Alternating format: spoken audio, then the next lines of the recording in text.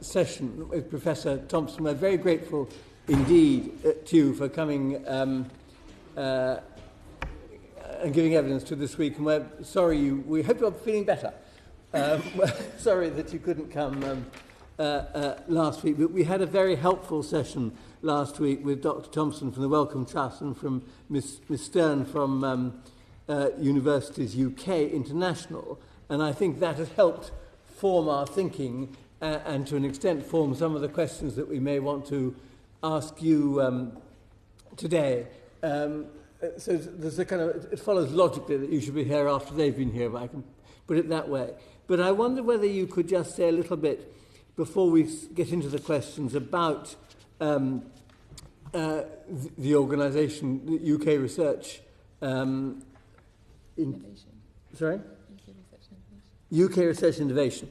Innovation, and how it has come to be as it now is, and what the logic of that is, and what the responsibilities are. I think that would be a helpful start. Sure. Thank you very much, and apologies to committee members that I wasn't able to be with you last week. I'm the Executive Chair of the Arts and Humanities Research Council, but I'm here in my capacity as the international lead or champion for UK research and innovation. So I'm responsible for the totality of our international strategy and policy, which includes our EU funding. I'm also, for a little and contracting bit of my working week, still a university academic, a historian at the University of Exeter. UKRI was formed in April this year, and it brought together the 7 UK research councils, formerly Research Councils UK, with 2 other organisations, Innovate UK, which promotes collaboration with business and industry, and Research England. And as you know, we're a partner body of our sponsor department, Business, Energy and Industrial Strategy, and we're the UK's largest research and innovation funder, with a annual budget of £6 billion. By 2021, compared to 2016, we will have seen a £2 billion annual uplift in our budget. And I think I have 2 key interests in being here in front of the committee. UKRI is seeking to maximise UK engagement with EU-funded research, innovation and higher education activities, which includes, but it is not limited to, the Horizon 2020 programmes. It's worth saying that, and you might want to ask me later on a bit about the way in which we support collaboration out with the European funding programmes from our own regular Research Council budgets, because that wasn't touched upon in the earlier meeting, but it's actually quite important. We do maintain one of our overseas offices in Brussels, which I can speak to a bit more about later, and that helps UK researchers and companies and businesses to both access and influence European funding. And we also work very actively alongside funders, research funders from other member states and associated countries to influence the framework programmes. And on behalf of Sir Mark Wolpert, the Chief Executive of UKRI, I sit on the governing body of an organisation called Science Europe. So we're committed to supporting and facilitating collaboration with the best international partners in the EU and beyond, to ensuring that UK researchers and businesses will have access to equivalent levels of funding that they currently are available to them under the EU funding programmes, and also critically access to necessary European research infrastructure. That's important.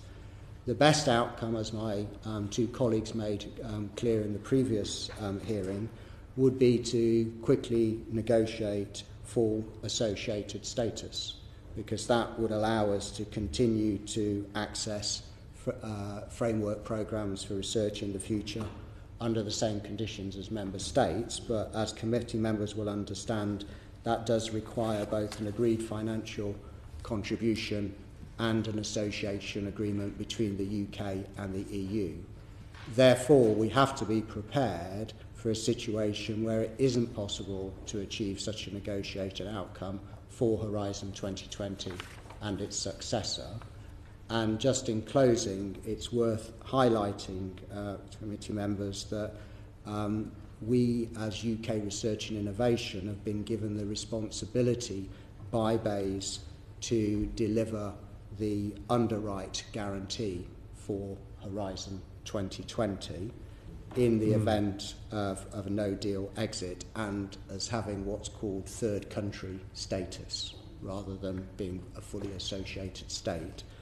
And so there clearly is a very important piece of work around communicating both to the research and the business community what that underwrite means in its two components, the period up to us exiting the EU at the end of March next year, but then the period after we exit for the duration of the programme that finishes at the end of 2020. Well, that's extremely helpful. Thank you very much for that. I think it follows. My question really follows on very much from what you were saying, particularly at the end. I mean, if we just talking for the moment about if there is a no deal. I mean, if we were to leave without a withdrawal agreement, how then would the government's guarantee to underwrite sort of successful Horizon 2020 funding bids work in practice? Could you just say a word about that? And I think it's worth, as Vivian Stern pointed out, I know this is a technicality, but it's an important technicality. And at least as I understand it, legally speaking, a no deal does not necessarily mean that we can't fully associate. I mean, there will be political discussions to be had, but in and of itself, a no deal outcome does not preclude full association. There are lots of questions around how, even if full association was to be achieved, how quickly it could be achieved and what the interregnum period would look like. But in terms of the underwrite, it is worth chunking that out into two periods. The first period is between now and us exiting the EU, and our researchers and businesses are eligible to apply for everything in the framework programmes in all three pillars, and we have been actively encouraging them to do that. We think that there are, as of September, 10,000 live participations. So those, I can explain the technicality of the word participation rather than project if necessary, but they are live grants, if I can use that sort of term loosely. And then there will be a number of in-flight applications, things actively under consideration, and we don't have the number for those at the moment. After we exit, we are not eligible, our researchers and businesses are not eligible to apply for everything, and critically, they're not eligible to apply for the highly prized and sought-after schemes in Pillar 1, the European Research Council, the Marie Curie, and for business, something that's called the SME instrument. The uncertainty with which we are dealing, and then if you want to press me on what we're doing in terms of some of the contingency planning, I'll happily try to field more specific questions. But we're facing three potential scenarios with the underwrite. The first and the most optimal scenario would be that, so the funding for the underwrite is secure, HMT have provided that, is that the Commission would agree to administer the underwrite on our behalf. That's the first scenario. The second scenario is that they wouldn't do that. We would administer the underwrite, but they would provide us with the necessary data. The third scenario, which we have to plan for because it is possible and it is much more challenging, is that not only would we have to administer the underwrite ourselves, we wouldn't have the data from the European Commission to do so. You wouldn't have? No, we wouldn't. And we have already been anticipating that. So we have set up so quite a lot of work has been going on behind the scenes. And we have set up a portal to help us gather that data. There are 129 universities in the UK, but we're also talking to those universities bilaterally. And we are pretty confident that by the time that we get to the end of March next year, we will have all of the data in terms of those live awards or participations that we require. We're still at the point where we're investigating how we would get the necessary data around the in-flight applications. So we're having to, that we don't know which of those scenarios will be the case, but we have to plan for the worst case scenario. And the devil is in the detail of all of that, and it will be quite challenging for us, but I think we're as on top of it at the moment as you reasonably or realistically could expect us to be. Well, thank you very much for that. I mean, the last question you made about when would it become known to the universities as to how it would work was clearly of concern to them last week. Lord Soley. Yeah, can I just pursue it a little further? You talked about the government underwriting the process. I'd like to know a bit more about what talks you've had with the Commission itself. Have you had any talks with the Commission? And perhaps you could touch on things like being able to continue to lead some of the consortia that are set up, and also about the data exchange that's required under the EU and UK. Can you tell us a little about that and the talks you've had, and perhaps related to that also the talks with the British government, obviously, but if the Commission is interested in them. Yeah.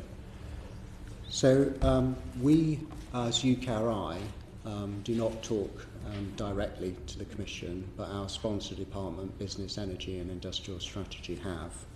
My understanding is that in terms of the administration of the underwrite and whether the Commission would be prepared to administer or to share the data to allow us to do that, those discussions haven't yet taken place, because for the moment the Commission has said that it is focused on the withdrawal agreement and hasn't wanted to go beyond the discussions around the withdrawal agreement to discuss some of the technicalities that I've just been alluding to.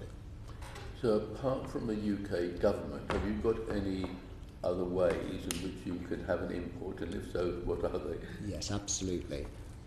So I mentioned at the beginning that we maintain an active and influential and an important office, overseas office of UKRI in Brussels. That's different to our other overseas offices. It's a hybrid of both being supported by UK Research and Innovation and its constituent research councils, but it's also subscribed to by many of our own universities. So that gives us an important sort of influencing presence. And the other organisation that I referred to is Science Europe. Science Europe is a membership organisation of both research funders, but also what are called research performing organisations, for example, the Max Planck Institute in Germany.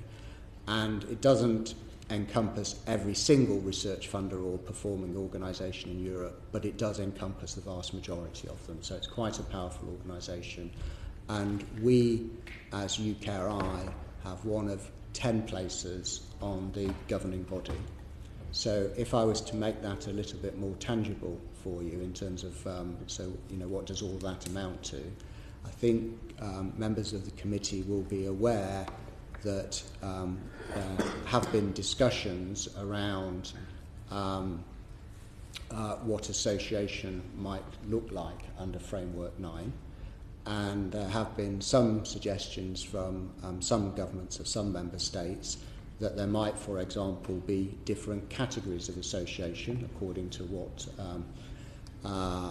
whether, for instance, you are part of the European Free Trade Area or European sort of economic area, with a suggestion that newly associated states, of which the UK would be one, might not have access, for instance, to the ERC or Marie Curie.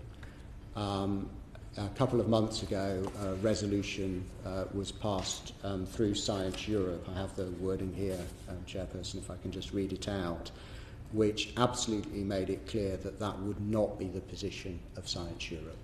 And the resolution was that Horizon Europe, the next framework programme, should lay the foundations to allow for the full participation of European non-member states in the programme under conditions that respect the appropriate rights and obligations. That was a very positive resolution to have passed by Science Europe at that time. Effectively, no divide and rule in terms of association. The aim should be for all associated states to be fully associated and have access to all parts of the framework programme. I'm right in assuming that Science Europe covers more countries than just the EU countries, doesn't it? Yes. Or it covers EFTA as well. But can I just take you back to your office in Brussels? I mean, you won't have any British MEPs to talk to when you're over there. Presumably you've been talking to them. Who do you talk to over there about these issues? Science Europe, our own university sort of vice-chancellors and UKRI have been actively engaging the Commission, in its different guises, and so particularly but not limited to Commissioner Moedas, for instance, So, I think that those conversations have been sort of very active and very sort of live since the summer. But you said a few moments ago you didn't talk directly to the Commission. I think I would have to just check this as a sort of factual point, Chairperson, but I think Sir Mark Walpert and John Kingman, the chair of the UKRI board, may have had one meeting with the commissioners. I'd need to go and check on it. It's useful to know that. Okay. Thank you. You did ask another question which I know came up in the meeting with my colleagues from Universities UK and the Wellcome Trust, which is what is the latest state of intelligence on whether we're seeing applications drop off or not. I sought some feedback from our Brussels office, which, if helpful, I can share. That would be if you could send that to us as part of our evidence, that would be extremely helpful. Would you like me to summarise that? If you could do so very briefly, because I'm slightly conscious of the time, but yes, that would be helpful. Yeah, I mean, I have to say that it is not easy to get beyond the anecdotal, as my colleague said in the sort of previous hearing. But I think perhaps we have a little bit more than they were able to give you. I think the picture is quite mixed. So some universities are saying to our Brussels officers that their success rates don't seem to have been affected since the referendum. Some have reported a decline and some have actually reported a rise in success rates. I think it would be fair to say that in recent weeks the uncertainty is beginning to be felt more palpably now about what our future participation might look like and what would happen over the longer term. Some individuals may have been put off by uncertainty, but others are taking this as potentially their last sort of chance to apply. There is a perception of fewer invitations from our European partners to join consortia due to the uncertainty that exists and the perception that we may be a more complicated or risky partner. I would put a health warning on that. It's anecdotal, and what we don't actually have is sort of baseline data to compare what's happening now in terms of invitations to participate in consortia with, say, 2 or 3 years ago. And the final comment, which I think wasn't sort of fully made at the previous hearing, is just to remember the lag effect on any data in terms of research funding. The data you see now is tending to reflect a reality that might be 18 or 24 months old, rather than actually capturing researcher behaviour sort of as we speak. Thank you, that's very helpful. The question to Lady Pinnock and then Baroness Young. Just quickly, just to understand, you talked about the determination of Horizon to encompass all European countries, irrespective of whether they were part of the EU and talked about rights and obligations. And I'm just wondering what the obligations, I presume, include funding. And therefore, my thought was, where would you anticipate the funding coming from? Yes, well, we have the funding for you're right to highlight that. The funding for the underwrite in both its phases is secure, but the funding beyond that isn't. And I would say that I think that falls into two parts. If we weren't able to fully associate, I think it's highly likely that UKRI would want to work with the national academies to put in place prestigious and credible domestic alternatives to the ERC and Marie Curie. But you will understand that, that we wouldn't be able to do that overnight, so I think we would be looking for some short-term bridging measures where we would use for example, in relation to the ERC and Marie Curie, our existing fellowship schemes within the academies and UKRI, and look to sort of ramp those up or expand those whilst we were putting in place sort of credible sort of long-term alternatives to the ERC. But for both of those scenarios, the funding is not yet secure. Do we have a quantum for the sort of figure of funding that would be needed? So, as I think committee members may be aware, the Commission has the ambition to expand the next framework programme roughly to just sort of shy of 100 sort of million euro budget. And if the calculation is made on the same basis for Horizon Europe, it's a calculation that is made according to basically the size of your economy. It's a GDP sort of share. So until we actually know the overall size of the Horizon Europe FP9, we can't put a figure on that. It is worth saying that, because I think this wasn't touched upon in previous discussions, but the relevant article that pertains to association is Article 12. And there's a very live discussion at the moment around Article 12, and I'm quoting the Commission here, ensuring a fair balance as regards contributions and benefits participating countries. So I think what that is code for is that whereas both Switzerland now and as an associated country, but say the UK or Germany as member states, because we are very successful in European funding, we've drawn out considerably more than we've actually sort of paid in. So the question is whether there will be some form of financial correction mechanism to prevent those imbalances. That's not straightforward when you're driving competitions that are based on research excellence. So how you would, square that circle remains. So there's a live debate on that, but we don't know the resolution of it yet. Thank you very much. Brandon Shankly. Yes, thank you. You've spoken about, for example, associate status and talked about strengthening your institutions within the UK, but those are fairly long, as you said, they can't be achieved overnight. In the event of a no-deal scenario, do you anticipate a huge increase in applications for national funding schemes? And if so, what preparations are in place to manage this, and how confident are you about funding? Yeah, absolutely. So the answer to that question is I would expect the displacement that you've just referred to. And that's why it's absolutely important in my view that as well as working up, we don't want to be in the position that we have to do this, but if we're in the position because we're not fully associating, that we work closely with the national academies to devise and develop a very prestigious alternative to the ERC and Marie Curie. Because that does need to be credible, it needs time to do it. So I think the other bit that to focus on here is those short-term bridging measures.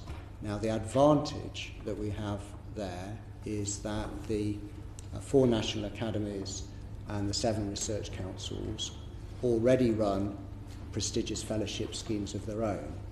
We have adapted those schemes so that they can do something that is productively different to what the EU schemes do. But it would be possible, and this is what we're very actively involved in looking at this with the councils now, to take those schemes, because I think you would be talking about a period of 18 to 24 months, so probably running a few competitions before the substantive alternative was ready. There would need to be a degree of pragmatism in the way that we did that, but I think we could use our existing fellowship schemes in order to cope with that displacement of activity from those who would have otherwise applied to the European Research Council and Marie Curie.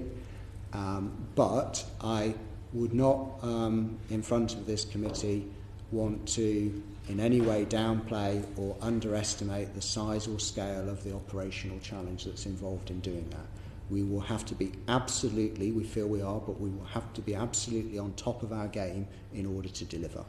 And if you just look at the logistics of how, you know, we don't give grants unless grants go through very robust and rigorous peer review. You all understand that. The magnitude, or order of magnitude, of which we will have to expand our peer review processes at very high speed, will be, to use the word again, will be very challenging. We do have a track record of doing this. I'm responsible for a £1.5 billion fund for research for international development that was created in 2015 to provide real terms protection for the science budget, and we had to move at very high speed to set that up, writing the strategy as we were literally writing the first call. Because it's research for international development, we needed a lot of international peer expertise in the peer review college. So we have experience to draw off, but it will be a big challenge for us to do it. And what about the, I suppose, distribution and guarantee that there's a fair balance of funding across the different subject areas?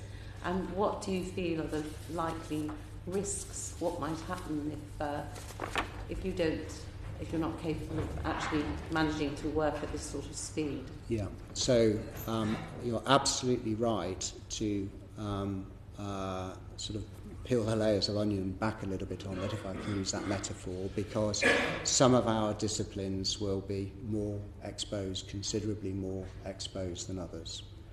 So I don't think and we can supply that data to the committee, but just to give you an example, if you're looking at the very prestigious European Research Council competition as of the data of 2016, and you look at the disciplines that are closest to me in my sort of head of research council role, the humanities and social sciences, then there are 3 forms of grant in the European Research Council according to where you are in your career stage: a starting grant, a consolidated grant, and an advanced grant. 34.1% of starting grants went to UK-based researchers in 2016, compared to an overall disciplinary average of 17%. 24% went to consolidators-based grants based in the UK, compared to an average of 18%. 26% of advanced grants went to UK researchers, compared to an average of 17%.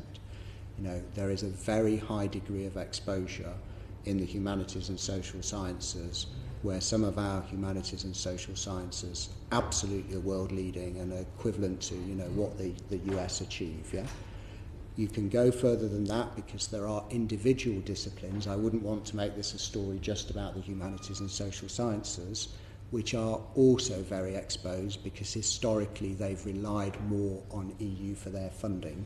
The 2 examples that are often given, but these are not the only examples, but to give you a sense of the disciplinary range, are archaeology and astronomy. So researchers are pretty good, in my experience. You know, as I say, I'm one of them at University of Exeter, of responding in a quite agile and nimble way to changing funding opportunities and situations. But when you have whole disciplines that have been heavily mortgaged on a particular type of funding, that's going to be quite a big system change. And when you've got, you know, whole disciplinary areas like the humanities and social sciences, which if you add them together account for about a half of all UK active researchers, which are more reliant on this funding, then, you know, this is something that we need to be very mindful of. That's extremely helpful. Thank you very much for that. Lord Ricketts. Well, following on from that, and also from Baroness Pinnock's point about overall funding levels, in a scenario where we have a deal and we are looking for association status, I think you quoted the draft regulation, the Commissioner working up on Horizon Europe, which refers to the need for a fair financial balance of contributions and benefits. which in my ear sounds like we wouldn't be a net beneficiary, that there would be a fairly careful calibration to make sure we didn't get a pound more than we put in. How that squares with what you say about merit-based winning of competitions and so on, I don't know. But I just wondered whether there was anything from what you've heard from the Commission to suggest that a particular level of funding will be necessary to get us successfully into this process of association.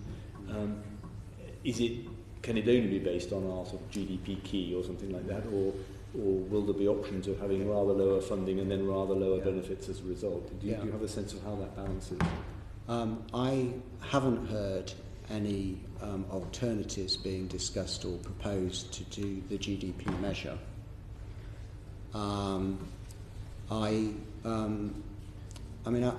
If I was to try and strike a slightly more positive note, I think two things are just worth clocking is that many European research funding systems have been struggling to even get back to the levels of their investment in research and innovation that they were before the global financial crisis. So we are one of the systems that has seen a considerable expansion of research and innovation funding to the tune of £2 billion extra a year by 2021.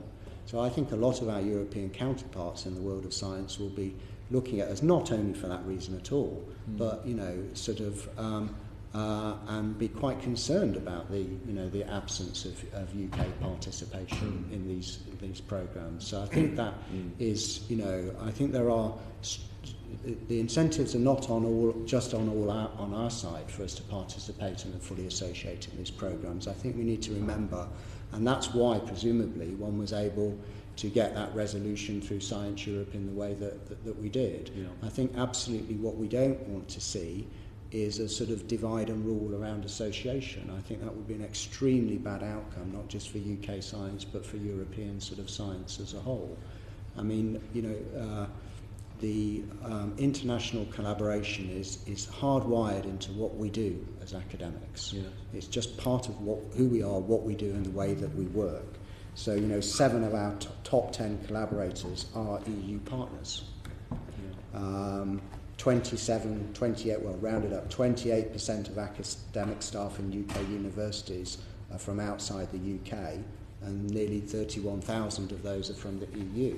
We are an inherently intrinsically international enterprise. Yes. But I think the logic of that points in both directions, not just our desire and appetite to be part of these framework programs, but that's what I think the majority of our European colleagues will want to see as well.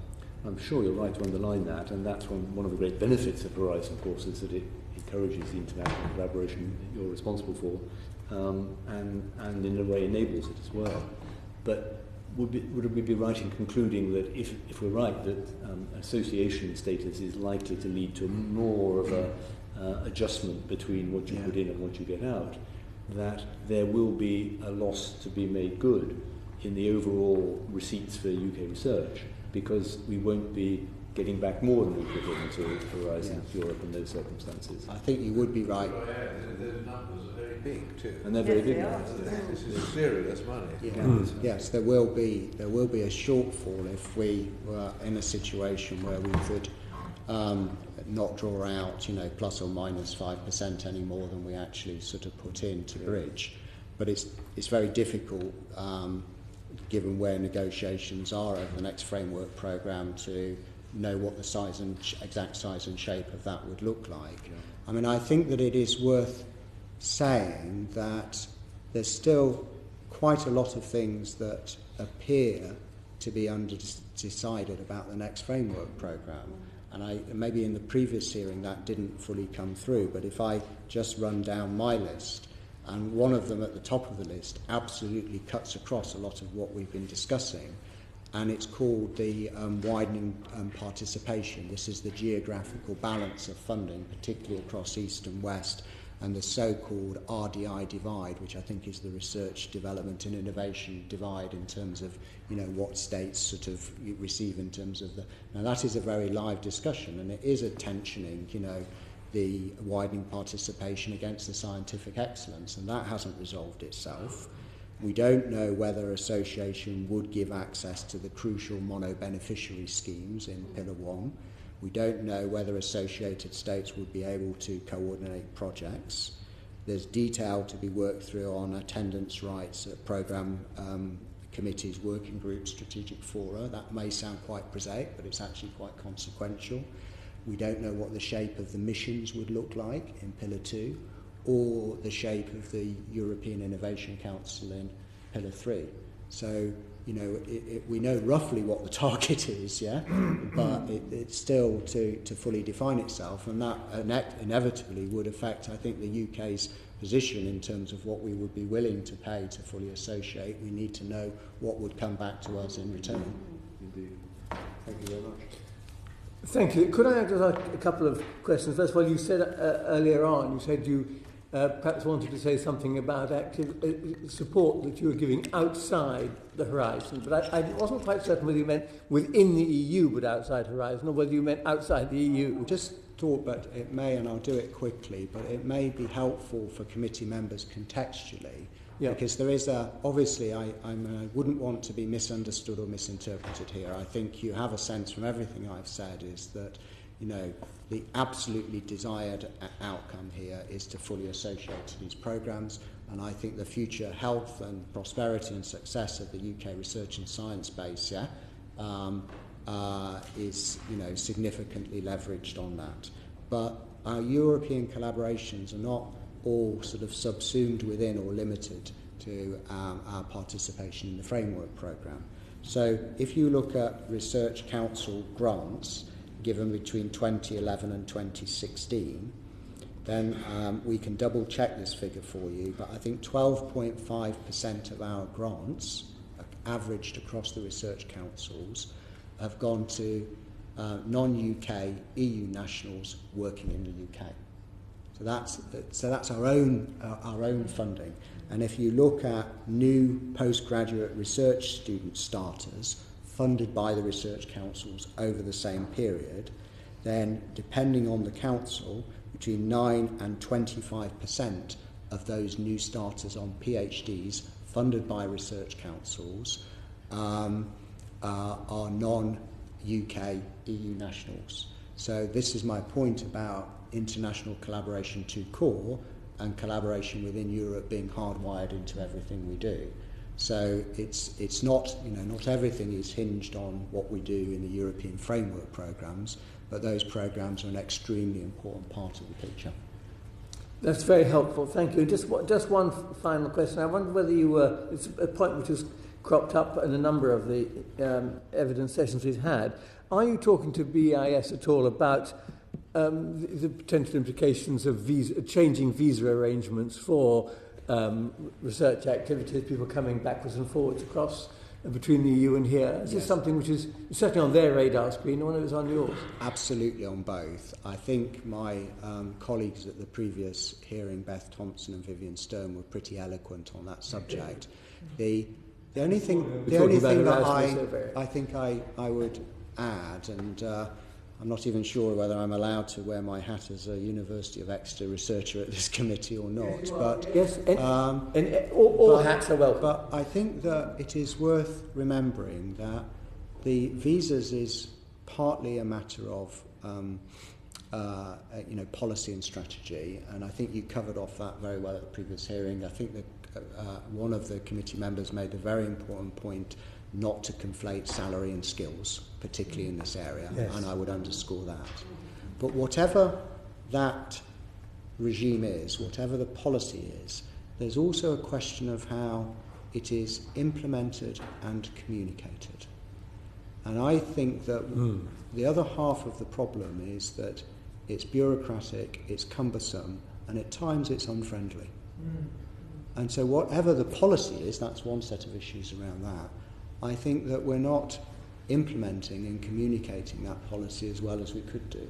So we're sort of losing out potentially on both fronts. And I say that because you will hear that time and time again from international colleagues wanting to come to the UK, that this is bureaucratic, it is cumbersome, it is long-winded, and quite frankly, it's not very friendly or welcoming. And so I think it needs to be addressed on both levels. And I say that because maybe in some ways, it's easier to change the implementation and the tone around something than it is the policy itself. So I would very much like to put both of those things on the committee's radar. Thank you very much indeed. We're extremely grateful to you for coming and giving evidence to us. And once again, we were sorry not to see you this week, but glad to have had you on your own. But thank you very much indeed from on our behalf. So thank you. Thank you for doing that. It's been extremely helpful. Okay. The proceeding has ended.